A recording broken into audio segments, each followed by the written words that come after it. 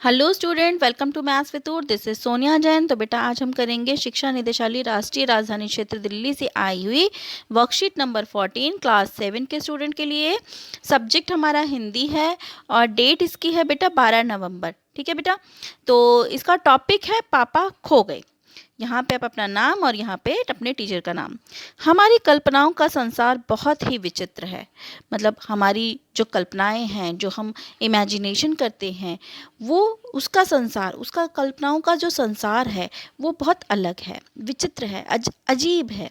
जब हम कल्पनाओं में खो जाते हैं उस समय हमारे चारों ओर जो भी निर्जीव चीज़ें होती हैं, कल्पना के संसार में वह बोलती हैं, नाचती हैं, चलती हैं। कल्पना के बादलों में उड़ते उड़ते आपने भी ऐसे अनुभव किए होंगे।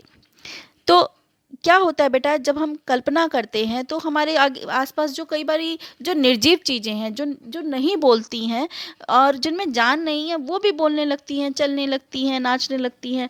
तो हम कई बार ऐसा होता है कि कल्पना में कुछ भी महसूस कर लेते हैं, कुछ भी देख लेते हैं कि ये चीज़ें बोल रही हैं हमसे। सपोज एक बेड है, बेड भी हमसे बात कर रहा है। ठीक है, प्रस्तुत पाठ पापा खो गए एक नाटक है, वो भी फैंटेसी यानी कि काल्पनिक घटना।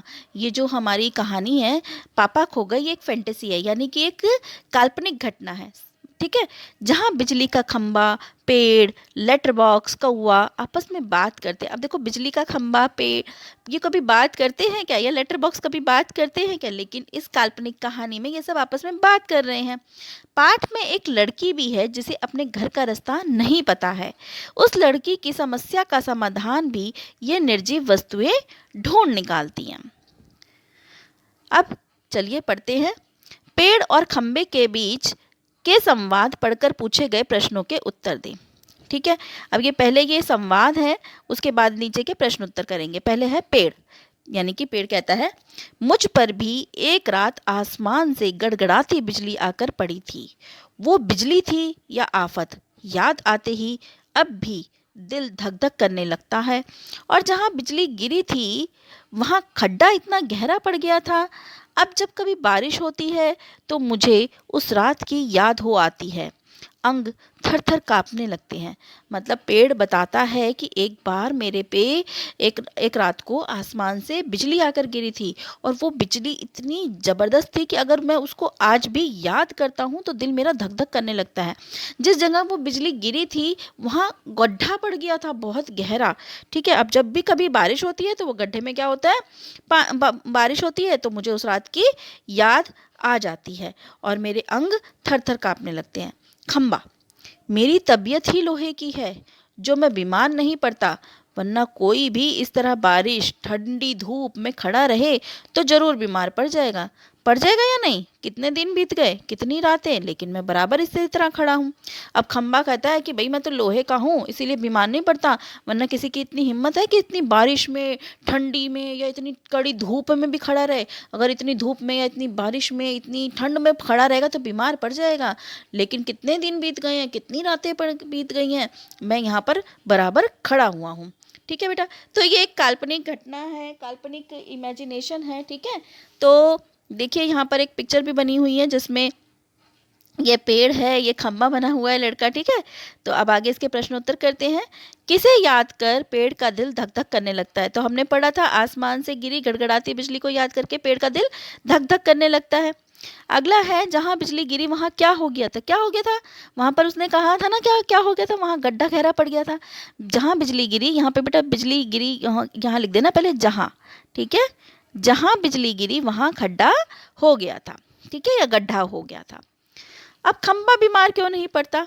खंबा लोहे के होने के कारण बीमार नहीं पड़ता। वो कहता है कि क्योंकि उसने बोला है कि खंबा बीमार क्यों नहीं पड़ता, वो कहता है ना मैं तो लोहे का हूँ, इसी वजह से बीमार नहीं पड़ता। तो खंबा लोहे के होने के कारण बीमार नहीं पड़ता। कौन कई दिन और रात बीतने पर भी ऐसे ही खड़ा रहता है? कौन, मतलब सारा दिन और सारी रात, उसने कहा ना कई दिन बीत गए, रात बीतती रहती है, मैं फिर भी, तो वो कौन कहता है? खंबा। खंबा कई दिन और रात बीतने पर भी ऐसे ही खड़ा रहता है। अगला प्रश्न है, आप भी किन्हीं दो निर्जीव वस्तुओं के बीच के संवाद को अपनी कल्पना से लिखिए। अब आपको दो निर्जीव चीज़ें लेनी हैं जिनके संवाद को अपने कल्पना के आधार पर लिखना है। तो मैंने दो निर्जीव चीज़ें बड़ी इंटरेस्टिंग सी ली है, एक तो किताब और दूसरा है मोबाइल, जिनके आसपास हम सारा दिन अभी होते हैं। ठीक है, मोबाइल भी आपके आसपास सारा दिन होता है और एक किताब भी आपके आसपास होती है, क्योंकि ऑनलाइन पढ़ाई हो रही है तो सब कुछ ये दोनों चीज़ें आपके आसपास रहती है। तो मैंने इन दोनों के आपस का संवाद लिखा है। तो चलिए देखते हैं। मोबाइल, अरे किताब तुम कैसी हो। किताब, क्या बताऊं। यहाँ बेटा बताऊं आएगा, बताओ नहीं आएगा, बताऊं। ठीक है, क्या बताऊं भाई, मैं बड़ी परेशान हूँ। मोबाइल, अरे ऐसा क्या हुआ जो तुम इतनी परेशान हो। किताब, अरे देखो ना भाई, वह कबीर, उसकी माँ पूरे दिन कहती रहती है कि बेटा पढ़ लो, बेटा पढ़ लो, परंतु वह है कि मेरे से पढ़ता ही नहीं है, बस किताब खोलकर बैठा रहता है और गेम खेलने लगता है। मोबाइल, मैं भी इन लोगों से बड़ा परेशान हूँ। मेरा भी आविष्कार इन लोगों ने अपनी ज़रूरतों के लिए किया था, परंतु आजकल के बच्चे तो बस गेम खेलते रहते हैं या फिर बातें करते रहते हैं। मतलब आजकल हम क्या करते हैं, मोबाइल पर सिर्फ गेम खेलते हैं या फिर व्हाट्सएप पे चैटिंग करते रहते हैं। ठीक है ना, हम व्हाट्सएप पे सारा दिन अपने फ्रेंड्स के साथ चैटिंग करते रहते हैं। तो मोबाइल अपनी यही परेशानी बता रहा है कि या तो बच्चे बस गेम खेलते हैं या फिर इस पे मेरे से बातें करते रहते हैं। बातें करने का मतलब व्हाट्सएप पे जो आप चैट करते हो। किताब, इन लोगों को हमारी अहमियत समझनी चाहिए, नहीं तो ये आगे बहुत ही बड़ी मुसीबत में पड़ सकते हैं। कैसे मुसीबत में पड़ सकते हैं, देखो अगर किताब नहीं पढ़ोगे तो हमारा क्या होगा, हमारा विकास नहीं हो पाएगा, हमें अच्छे बुरे की समझ नहीं आएगी। और मोबाइल का हम ज़्यादा यूज़ करेंगे तो क्या होगा, वो हमारे ब्रेन पे भी इफेक्ट करता है। हमारा जो इस टाइम कीमती समय है पढ़ने लिखने का, वो सारा बेकार जा रहा है। व्हाट्सएप पे हम चैटें करते हैं। देखिए व्हाट्सएप पे बात करना अच्छी बात है, लेकिन इतना ज़रूरत से ज़्यादा करना भी गलत होता है ना। ठीक है, तो वही चीज़ है। बाकी आपको अच्छा लगे तो लाइक कीजिएगा मेरे वीडियोस को और कमेंट कीजिएगा कि आप कितना चैट करते हैं अपने फ्रेंड्स के साथ, या सारा दिन लगे रहते हैं या फिर लिमिटेशंस में ही करते हैं। मेरे को कमेंट सेक्शन में ज़रूर बताइएगा।